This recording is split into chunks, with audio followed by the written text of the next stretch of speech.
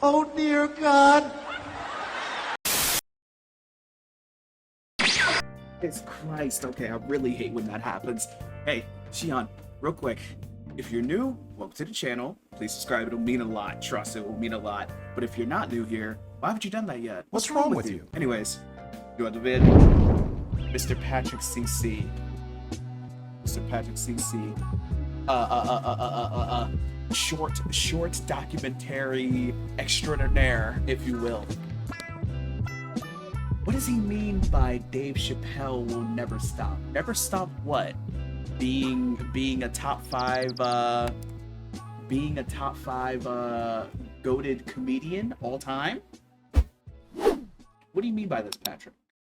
Good comedians will make you laugh. True. The best comedians will make you laugh at things you are not supposed to laugh at. True. Iconic comedians will transcend the punchlines, challenge societal norms, transgress established boundaries, and continue to share their thoughts despite an uproar of negative criticism. Dave Chappelle is an iconic comedian, but he did not get there easily. There have been numerous attempts to silence Dave, whether it was a heckler, an angry journalist, or a multi-billion-dollar organization, but Dave was never willing to compromise his integrity. Not for one man, not for $1. His big break in Hollywood was when Universal Pictures bought a movie Dave and Neil Brennan wrote called Half-Baked. It's a silly stoner comedy reminiscent of Jay and Silent Bob that wasn't a huge hit, but the movie did gross $17 million against a $7 million budget and Holy has shit. become a cult classic since. Okay. 24-year-old Dave wasn't fully happy with the way the film came out, but he was extremely proud to have his movie on the big screen at such a young age. From there, he started pitching a television show to various networks. Fox was interested, but they worried the show casted too many black people. More specifically, they thought the female star of the show wasn't funny and they wanted Dave to recast her to a white actress.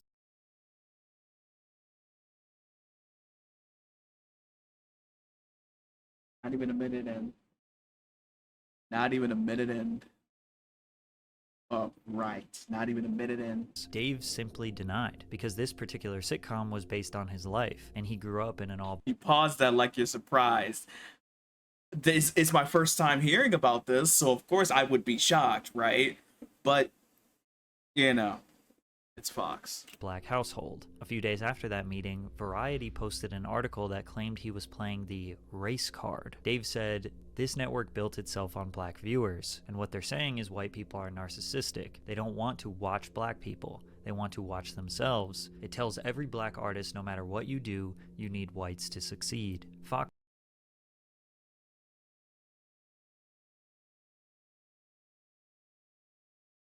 Oh man. Is that statement still true? Is that statement still true, chat? Do y'all believe that we need white people to succeed still? Do y'all believe that? What y'all think? What's y'all thoughts on that? claims they were making a light suggestion to add a different perspective, a point of view that allows a larger audience to appreciate it. Most young people in the industry would just accept the request of a major corporation, but Dave was unashamed of his decision and was willing to tell the world exactly how he felt. "I felt like I was beaten up and completely degraded," he said. "It's disgusting, and it made me want to vomit." It pretty much took Dave one bad experience to know this whole Hollywood thing is overrated. To make matters worse, his father was on his deathbed. While traveling back and forth from LA to Ohio, he realized how much he loved the small town of Yellow Springs. He describes it as something so real in contrast to Hollywood's powerful illusion. Dave purchased a farm out in the town with 3,000 people because he can focus on his family and friends. He can have real, genuine interactions with people who aren't trying to gain something from him. Sadly, his father passed away at the young age of 59. William David Chappelle III was a veteran, college professor, and an organizer in the civil rights movement in Ohio. Although young Dave lost the man he would go to for all of his advice, he knew that his father would want him to stand up and speak out for what he thought was right. Dave was not going to let anyone walk all over him, because Comedy Central was about to try their best at controlling him. Dave was convinced that after his father had passed, he was done with the show business, and he was just going to do stand-up. His first hour-long comedy special, Killin' Them Softly, released on HBO, and many consider this to be one of the best stand-up specials of all time. People knew Dave was a generational talent. He knew it. He could not give up on this dream. He started writing a variety show with various skits and sketches that were personal and relatable to the common man. He knew he had something big, and after a few years in 2003, he decided to pitch a new show titled The Chappelle Show, which got picked up by Comedy Central for 2 seasons. The Chappelle Show is regarded by many as the greatest sketch comedy show in history. Dave would open the show performing stand-up to a live audience and then shift the joke into a pre-recorded sketch. All of his bits were rooted in a great deal of irony, basically conveying the exact opposite of what you would expect, like this employee training video that teaches you exactly how to get fired. Getting to work. First of all, never show up on time. He created characters that would earn die-hard fan bases, like Tyrone Biggums, who was, I love Tyrone. well, pretty much just a crackhead, or Clayton Bigsby, the world's only black white supremacist. Due to his blindness, he didn't know that he was actually black. Sometimes his characters were just over-exaggerated versions of real people, like Lil Jon or Rick James. I'm Rick James. I think my favorite Dave I think my favorite like Dave Chappelle skit and yo, I think till this day my favorite Dave Chappelle skit was the parody on R. Kelly and the song that he did. I'm gonna piss on you. Yo, that is such a fucking clap. Yo, if y'all know, Enjoy yourself. yo. Edgy isn't even a good enough word to describe Dave's humor. He was way over the edge with some of these bits. The most shocking of them all was perhaps the Hard R family, a rich suburban white family whose last name is the racial slur. Morning, niggas. Why, it's custard, our colored milk man. And it's my favorite family to deliver milk to. The niggas. The very first episode of Chappelle's Show tackled an extremely risky subject, basically becoming a mission statement for the program. If you don't like this, you won't like anything else. Something like the Chappelle Show will never air on TV ever again, but at the time, people loved it. Now, even in 2004, the mainstream media was against shocking, vulgar, and risky entertainment, but they had a little tolerance. Hold on. Whoa, hold on. I love that beautiful smile, Mr. Patrick. But yo, new background? Hold on.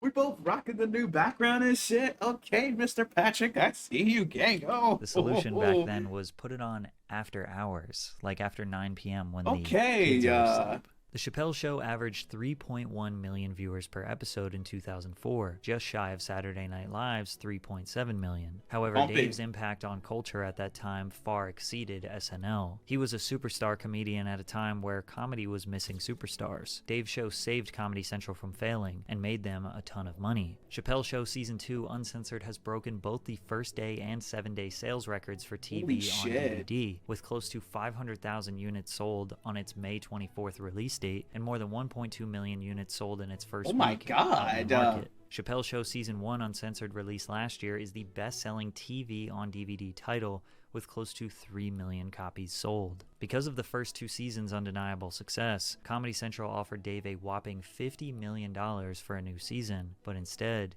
he walked away. Like many people who are new to the entertainment industry, Dave signed a contract that he didn't fully understand. Of course he hired a lawyer, but ultimately he knew this show was great for his career and he would make good money. What could possibly go wrong? Dave says he never got paid for the Chappelle Show because the contract said Comedy Central didn't have to pay him. This contract also said that they have the exclusive right to use the name and likeness of the artist in perpetuity throughout the universe in any and all media known or invented in the future. On top of them literally owning him, Dave just straight up didn't like the fame and attention. He just liked comedy. But even that was getting ruined. One night while he was performing in Sacramento, California, he walked off the stage after berating his audience for constantly shouting, "I'm Rick James, bitch," which had become a catchphrase from the popular Rick James sketch on his show. Stand-up is the most important thing I do, and because I'm on TV, you make it hard for me to do it, he said. The show is ruining my life, Chappelle told the crowd. Besides requiring him to work 20 hours a day, it has made him a star, which has resulted in the inability of fans to treat him as an individual. So when Comedy Central offered him $50 million, it came with stipulations. He had to get approvals on certain jokes. He didn't have full creative control, and they worked him like a dog. It wasn't worth the money. So one day, he just walked off set and moved to South Africa, desperate to get as far away from Hollywood as possible. Oh, In shit. response, Comedy Central ran a smear campaign on him, saying that he was crazy and on drugs. In May 2005, Comedy Central began promoting the anticipated debut of Chappelle's Show Season 3. One day later, the channel announced that the production on the show had been unexpectedly suspended. Then 1 week later, every news outlet reported that Chappelle had checked into a mental health facility in South Africa, perpetuating the narrative that he was mentally unstable. Some reports said he was even smoking crack. I was freaked out, man, with the fame thing and being called crazy and drug addict and all these things. Scared me. Yeah? You know, just being treated that way. Like I'm not a person anymore. You say this shit about me in front of my children, and you know, who the f do these people think they are? And they don't know what happened. You know, Dave's exit from the $50 million deal was one of the most profound statements in pop culture history. He was already mega famous, but ironically, this exit made him even more famous. One 2006 article said, "These days, if Dave Chappelle merely catches a cold, it winds up in the media or on the internet." He fired back, saying he was not on drugs and he was not crazy. In fact, he was the most level-headed person out there, denying money for his sanity. "I'm not in a mental facility. Everyone around me says, 'You're a genius, you're great, that's your voice.' But I'm not sure they're right. You hear so many voices jockeying for position in your mind that you want to make sure you hear your own voice. So I figured, let me just cut myself off from everybody. Take a minute and pull a Flintstone. Stop a speeding car by using my bare feet as the brakes." Hollywood just couldn't fathom that someone who became famous would choose to abandon that lifestyle. He did make a short reappearance at the 48th Grammy Awards where he received a standing ovation. Right in front of the entire industry, Let's Dave told them go. how he didn't want to be there. The only thing harder than leaving show business is coming back. Later that evening, he went to an after-party held at the home of the legendary artist Prince. Instead of talking to Mariah Carey, Common, or industry powerhouses, he sat in a chair on the back patio, only conversing with people who wanted to. He looks like he's hiding from his peers, hiding from the attention, hiding from the part of himself that is a major star. Dave said, "This ain't really my thing." After that night, Dave realized it was time to disappear, and he did just that. And nobody really heard from him for many years. What did you do for those 10 years? it was a humble existence. I had young children. I was raising my kids. I was living a suburban life. And then every once in a while, I get this feeling like I'm the funniest guy. I got to get out there. And I would like fly to Denver, do a week in Denver or something. And that's when you would read I was doing like these 6-hour shows. I performed like I was desperate for it. I loved it. Yeah. He rode across the country on a motorcycle, focused on raising his children, maintained good As you standing should. relationships with his friends, As lived you an should. extremely normal life, just like me and most of you watching this video. Dave True. would only make selective appearances from 2005 to 2016. He had a few random stand-up performances here and there. One of them even broke a world record. A 6-hour and 7-minute set at the Laugh Factory became the longest comedic performance in history. He performed at the Oddball Comedy Tour in 2013, doing large arenas around the country. In Hartford, Connecticut, he was booed and heckled during his entire set, until he left the stage saying this crowd was the worst one he had seen in his whole life. This bomb made Damn. Dave realize he was rusty, and he needed to get back to being funny again. So in 2014, he made a grand comeback by headlining 10 nights at New York City's iconic Radio City Music Hall. The buzz surrounding his return grew as he was interviewed on various late-night talk shows. Dave rocked the sold-out crowds every single night, selling over 60,000 tickets in total. These Holy unforgettable shit. shows marked his official return to the spotlight after his prolonged absence. Dave achieved a legendary status just from his Comedy Central show and one stand-up special. The comedy community as a whole was honored to have him back. He hosted Saturday Dave. Night Live during election weekend. We didn't when want you Trump to won in leave. 2016. Donald Trump, he did it. He's our president. I feel bad saying it. I'm staying in a Trump hotel right now. I don't know if he's gonna make a good president, but he makes a swell hotel suite. I'm gonna tell you that. Housekeeping comes in the morning, cleans my room, and I just, hey, good morning, housekeeping. Grab a big handful of pussy, say, you know. Boss said it was okay. Citizens feared that the new president was going to destroy this country. Dave was skeptical, but ended his monologue with this message. I'm wishing Donald Trump luck, and I'm gonna give him a chance. And we, the historically disenfranchised, demand that he give us one too. Thank you very much. Netflix announced that they would be hosting Dave for 3 specials, in which he would be receiving $20 million for each one. In a way, this can be seen as making up for the trouble he went through with Comedy Central. The Age of Spin was released on Netflix in 2017 and was met with good reviews. Months later, while headlining at Radio City Music Hall, he made multiple jokes about the transgender community. One in specific talks about Trump banning trans people from serving in the US military, in which Dave pokes fun and says that ISIS would be horrified to see trans women storming at them. Chappelle says he doesn't understand trans people, but doesn't think that disqualifies them from being a human being that deserves a life with dignity and happiness and respect. He ended by arguing that sometimes he thinks the only reason all of us are talking about transgenders is because white men want to do it. If it was just black people and Mexicans like, hey y'all, we feel like girls inside, they'd be like, shut up, no one asked you how you felt. Dave received a lot of criticism, with many citing that it doesn't matter he is joking because they are rooted in bigotry and overgeneralizations, or they say he shouldn't joke about a topic he is uneducated on. This back and forth just perpetuated more jokes and commentary from Dave. It became a book of his material. You know who hates him the most? The transgender community. Despite the controversy, his comeback was receiving all the praise. In 2017, Chappelle received a Grammy Award for Best Comedy Album for his first 2 specials, The Age of Spin and Deep in the Heart of Texas. And later that year would go on to receive an Emmy Award and another Grammy for Outstanding Variety Special for I wonder why. He also won the Mark Twain Prize for American Humor. But it was in wonder 2019 why. where the backlash reached new heights. Sticks and Stones released on Netflix in 2019, and Dave didn't hold back on this one. Me Too, gun control, opioid crisis, cancel culture, and of course the transgender community. He covered every hot button topic in one special. Sticks and Stones marks a shift. This performance felt way more like a piece of social commentary rather than stand-up comedy, at least in the first half. Now I think this goes without saying, but comedy is extremely nuanced. Cherry-picking clips and bits can often remove the necessary context that sells a joke. NBC said that today's context-free Twitter culture is preventing Dave from thriving. You're either fighting President Donald Trump or you're a MAGA apologist. You're either believe all women or you're anti-Me Too, and that black and white world is not one in which Dave Chappelle has ever operated,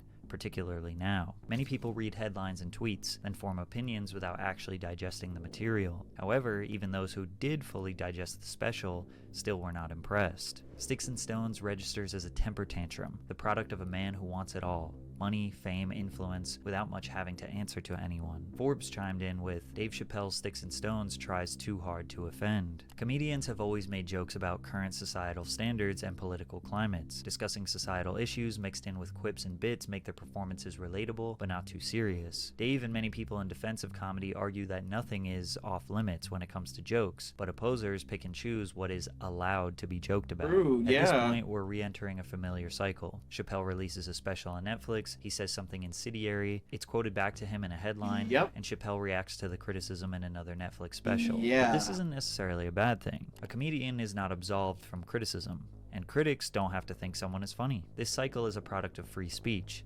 and any sane human understands both sides are allowed and should speak their mind. One person who knows that the most is Dave Chappelle, who boycotted his own show because he felt like it. In 2020, Viacom, the owner of The Chappelle Show, licensed the show to Netflix and HBO Max without providing Dave with any compensation and without making him aware of the deal. He was aware that it was legal in the court of law, as it was stated in the contract he signed during the show's initial negotiations, but he saw the move as unethical. In a video released by Dave titled Unforgiven, he would ask his fans to boycott the show on HBO until he was paid, citing the ethical obligations of Viacom to pay him what he was owed. Since he had such a good relationship with Netflix, he was furious they did this to him because of how badly Comedy Central treated him.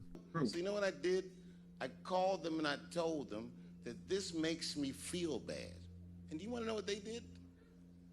They agreed that they would take it off their platform just so I could feel better. That's why I with Netflix. Dave and his fans praised Netflix for removing the show based on his feelings, but they were shocked when members of the trans community tried to get Dave's special removed because he hurt their feelings. The Closer was his 2021 Netflix special where he again made jokes about trans people, as well as anti-gay jokes and defending TERFs. He stated in the special that gender is a fact. In the special's closing moments, he tells a story about his friend Daphne Dorman, who was a trans woman and stand-up comedian, that defended Dave from criticism in his previous special, Sticks and Stones. Punching down requires you to consider yourself superior to another group. Dave Chappelle doesn't consider himself better than me in any way. He isn't punching up or punching down. down. He's punching lines. That's his job, and he's a master of his I'm craft. Dave claimed saying. that Daphne Dorman received so much hate from her own community that she died by suicide 6 days after the special. Christ, oh, I hate when that happens. Yo, real quick, did you forget to like the video? I think you should like the video. Also, join the streams. Hello, you don't want to miss this shit live. Hello, tap in, tap in. Right-wing media went into a frenzy saying the trans community are hypocrites and will destroy their own people. However, there's little evidence that supports Daphne's expiration has anything to do with hate. Back in 2019, that tweet had just 12 replies. Another tweet supporting Chappelle had 9. The Instagram post in which she declared her friendship with Chappelle doesn't have any critical replies. Comments on I her didn't Facebook know. post announcing that she was opening for Chappelle are uniformly positive. So are the ones on Reddit after she What posted the about it there. fuck? She doesn't appear to have said anything on Twitter or Facebook about receiving abuse. Her suicide note doesn't mention bullying, nor do any of the obituaries written after her death. Because of this, many people thought Dave was using someone's death to his own benefit, What? and the trans No. community What were the tired fuck? of Dave. Netflix employees interpreted the closer as hate speech, and 65 employees participated in a walkout in protest of the company. The protest garnered a lot of support online. However, it was generally unsuccessful because Netflix has stood behind Dave, kept his specials up, and continued to work with him in the future. Then what the things fuck? escalated to physical violence against Dave. Make some noise for hip hop history. Oh, I remember that shit, dog. I remember when this shit was I remember when this shit happened, dog.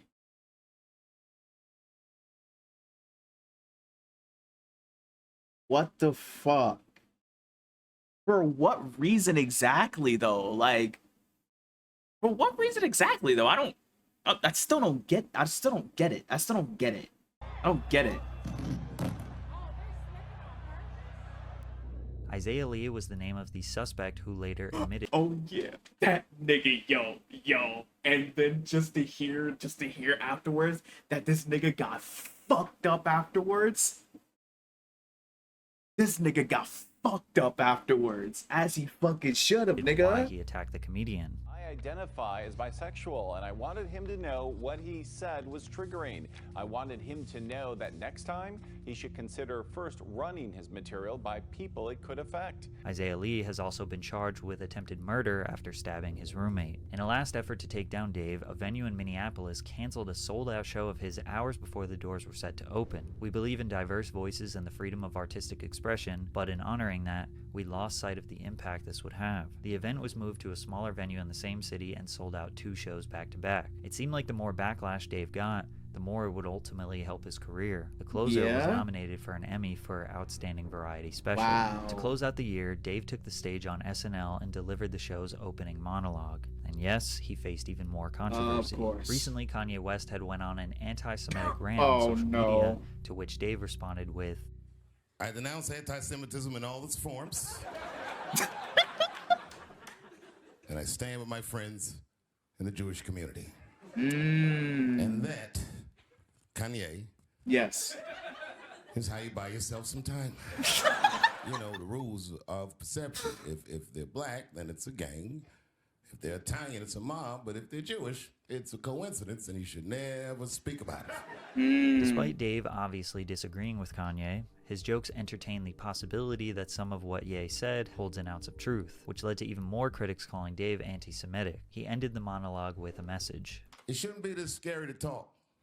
True. About anything. True. It's making my job incredibly difficult. And to be honest with you, I'm getting sick of talking to a crowd like this. I love you to death. And I thank you for your support. And I hope they don't take anything away from me.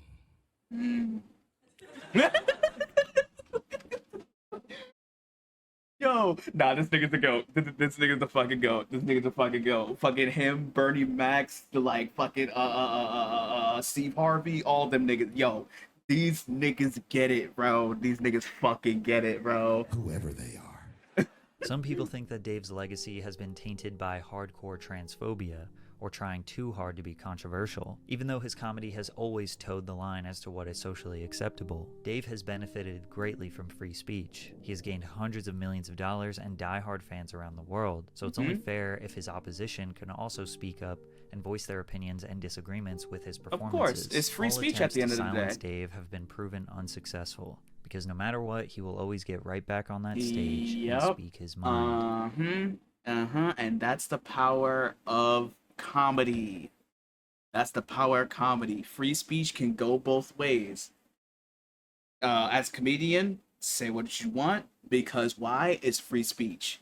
The people who criticize and give their opinions of why it's bad, guess what? It's also free speech. But at the end of the day, as the title says, Dave Chappelle is not gonna stop.